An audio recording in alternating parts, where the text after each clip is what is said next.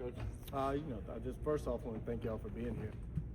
I'm excited about the season, excited about where we are, where we're headed. We've had good practices. We had 2 really good scrimmages. Got a chance to see some things, see different people out there together, see different lineups, and just excited to get ready for Monday. First game here in the Wasco, new team, new everything. So just excited. Really need the fan base and the students to be here to help support us. But I don't have another word for you except we're excited because I think we have a chance to be pretty good if we can stay the path and continue on where we're headed. But it's a process. It'll go throughout the year. We'll mold and grow as the year goes. Open it up for questions. Jay, what did you see in the 2 scrimmages that you liked, that you still feel you have to work on?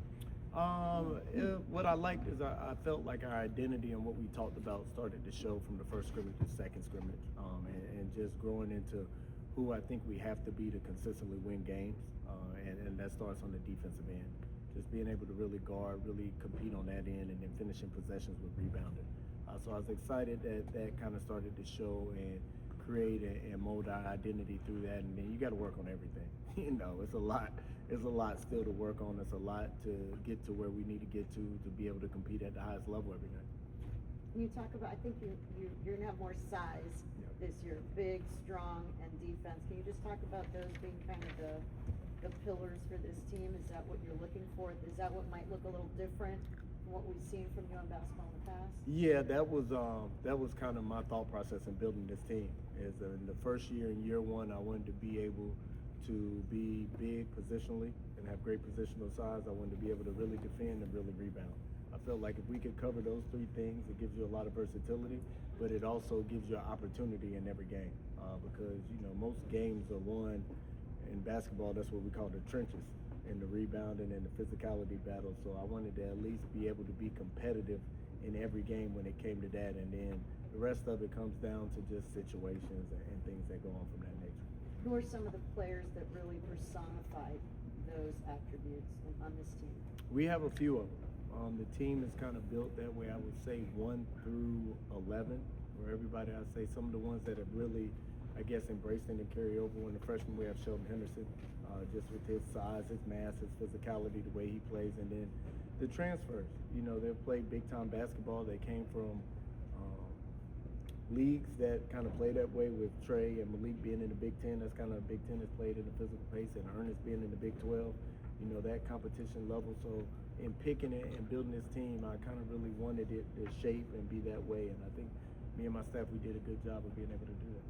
Jay, I think you said when we spoke to you last week that you still had some things you wanted to try out, different lineups and stuff. Yep. Have you kind of settled on starting 5, or is it still kind of in flux? It's kind of in flux, and I use the scrimmage to kind of go through all the lineups that I had in mind. And the one thing that I learned from the scrimmage is we have the ability to kind of adjust and adapt and be versatile, which I'm excited about. We have the ability, what people would say, play small, where we could just say we put Malik Renault at the 5, but we also can play big with him at the 4. And we're able to do a bunch of different things. So that's what I'm mainly excited about. Is everyone healthy, or is there anyone dealing with injuries?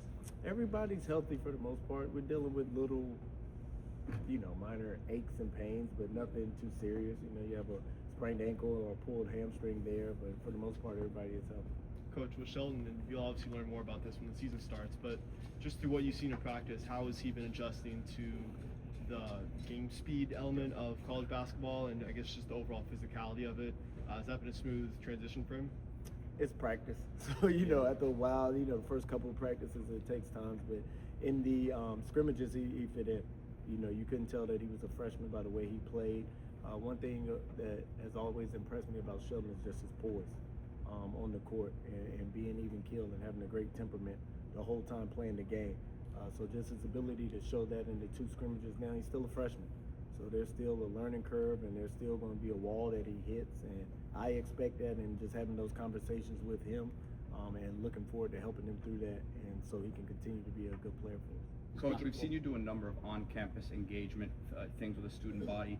Talk about the impact that they could have for you, and why it's been important for you to get involved with them. Huge. It's huge. I've been here before when I've seen this place. What it looks like. 2 years ago when we came and they beat the life out of us. You know what I mean? And they beat us by 20 plus points. So I've seen what the building could look like, and just having a home court advantage, especially in the ACC, especially in year one, is going to be big for us. So that support is needed, and for me to do whatever to make them and help them feel a part of it and feel like this team is theirs, I'll do whatever. But their impact is going to be huge for us, especially moving forward with this year. Are you sensing a level of excitement? And, you know, right now there's so much focus on the football team right now, deservedly so. You know, they're a top 10 team and all that. And this is a whole new team. No one knows any of the players. No one knows you yet. Do you feel the excitement yet and the buzz, or do you think it's something that you guys are going to have to prove people and bring them along? How do you feel going into Monday's game? It's both. I think there's, of course, excitement because it's something new and unknown, and that people are excited about something different. I think that's where we are, but also, you know, you have to put something out there that they want to come see. I think we'll play an exciting brand. We'll be fun to watch. When you watch us, you're going to see our grit and our competitive nature and our competitive spirit as a team. So you won't ever turn on the TV and be like, oh, I don't know if Miami's competing or not. That's a non-negotiable for me, but for the program as well. So I think we kind of check all those boxes, but it's also I know and understand it's a first you got to build it and then they'll come type of situation as well. So I'm excited about that as well. I know when you were building the team, you talked about bringing a lot of people that had Miami or at least Florida ties to sort of create a connection when you have to connect so quickly in this era of transfer portal. How do you feel the team chemistry is? It's a work in progress. It's something that is the biggest thing I think in most programs in this NIL era and this transfer portal era is how quick can you become a team and how quick can you become connected. We have 11 new players. It's a process, that will happen throughout the year. I think slowly but surely we're getting there. Are we where we need to be? October 28th? No. Am I excited where we are right now? Yes. But I know in the long run we're not exactly where we need to be yet. There's obviously a lot of talk about, you know, building team chemistry, but same thing kind of goes for the coaching staff. I mean, obviously everyone coming in from everywhere else. So just how have you guys built your relationships just since since everyone got here? You brought in everyone on staff. Just how have you guys started working together? How's everyone kind of gelled out? Time spent is a big part of it, and then also, you know, in coaching and in basketball, you kind of overlap with people. So there were a lot of built-in relationships of everybody kind of knowing each other already, but working together is completely different and getting everybody under one roof in the same building. But it's been, you know, everybody that is a part of the program is in the foxhole, and I feel that way, and that's what I'm excited about. Everybody is only focused on winning and making sure our players are getting better and making sure they have everything that they need. You know about Dante Allen? I think you mentioned him earlier. Yeah. Someone whose competitive nature is something that keeps showing. What do you think he'll bring? You know, for me, I tell Dante he's probably one of the players that I've recruited the most without recruiting. Because these last 3 years recruiting players that he played with and knowing Coach Moran, I've got to see him a lot. And I always said if I was somewhere that would value everything Dante does, I would recruit him. And I just happened to get this job, and it just happened that, you know, him going to Villanova didn't work through, and he was able to come here. But his impact on winning and being focused on that is what he brings every day. Like when he's on the court, we like to call him a connector. He just makes connecting plays. He makes the right read. He's going to make a deflection or get a rebound, and just his impact on making winning plays is what will be felt and what will be seen. There's a lot that's been said about your defensive background, but on the other end, how would you describe your offensive identity, and is there a coach that you credit with who helped you kind of, you know, establish that offensive identity of yours? You know, I wouldn't say it was one coach. I guess it's been, I like to call myself a chameleon of all the coaches I've kind of been around. And the one thing I did take from everywhere I've been is that you have to do what fits your personnel. And so I can't come out here and say we're going to play a certain way and it doesn't fit my personnel. I had to adjust to what we have and how we have here. And I know our size and our athleticism is something that we have to take advantage of. And so playing fast, being able to play in transition, being able to play in secondary and getting the ball moving and opening up driving lanes and just creating space is a big part of what we'll do. Coach, speaking about your personnel, what's one area that you feel like this team can surprise a lot of people? I think our offensive ability and our ability to shoot the ball is one thing that will surprise a lot of people. I think, most people look at us and see that we are built on defense, and defense is our identity and what we'll hang our hat on. But on the other end, I think we'll be able to surprise a lot of people with how good we are offensively.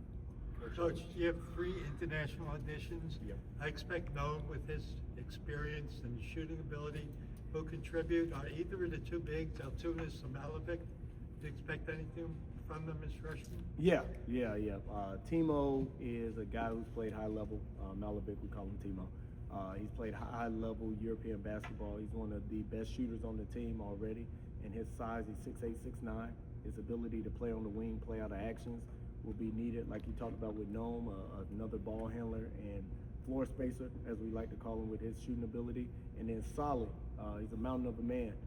You'll get to see him later. I think all of them will have an impact throughout the year and throughout the games. All 3 of them had their spots in the scrimmages, but Solly, Timo, and Noam have really made their imprint. I would say Solly has done the best job so far of being able to make his imprint with battling with Ernest every day at that center position. So I'm excited about all 3 of them. He's young. He is. He's 19, but when you see him, he doesn't look 19 when you see him in person, but he is 19. We'll wrap up here on the right. Yeah, Coach, speaking on Shelton Henderson some more, obviously there's another true freshman in Miami making some big waves, taking the spotlight now, Kai Tony for football. Do you think Henderson can be the next young star in line for Miami come basketball season? I hope so. I mean, if he's as good as what they call Baby Jesus, if he's as good as that, we're having a good year. But I think he has the opportunity to. I think his impact on the game will be seen right away. And like we talked about his poise earlier, but also his ability to make everyone better is one thing I think is underrated for him. People will look at him and see him and think he's just some downhill physical presence, but his basketball IQ and his ability to pass and make reads will be something that surprises a lot of people. And he's a guy who will play 4 positions for us. We can put him at the 4. He'll play some point guard. He'll play on the wing. So we'll use him all over the court. Is there a player here reminds you of, considering you've developed some dynamic leagues before, like Jared Allen, Obama, like is there a guy in particular? No, I think the person who comes to mind when watching the NBA, Stephon Castle, and how he was used and how they played him at UConn, and how he's being used in the NBA as a guy with multiple positions. And then Shelton also has the ability to be a lockdown defender as well. And so I like to use that as his kind of player comp, but he's also his own person in his own too. He's 6'6", 240. Has he ever played tight end? He has never played tight end, and nobody better come in the building trying to recruit him to play tight end. All right, thanks, Coach. Thank you. Thank Next you up. all.